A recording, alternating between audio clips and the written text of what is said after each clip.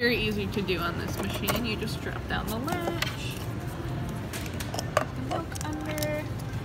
The button to turn it on is just at the back here. Press the latch down.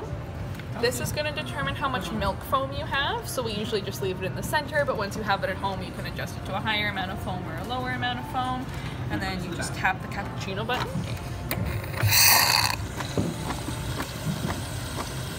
It also has a self-clean option, so if you were to, once the coffee's done running, turn it to clean. I can show you after as well. It'll steam the inside of the wand, so you don't have to worry about cleaning the inside of the system. The only thing you'll have to clean yourself is the container at the bottom of that lid there.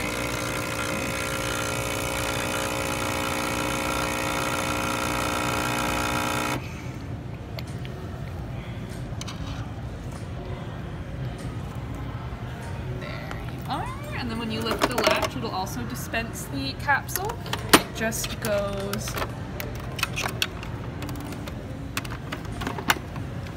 into here. Yeah, so it's a little different system than the Virtue, but exact same idea. And then once you have your coffee, you can just put that down, turn the knob to clean, and it'll run water through and rinse the system.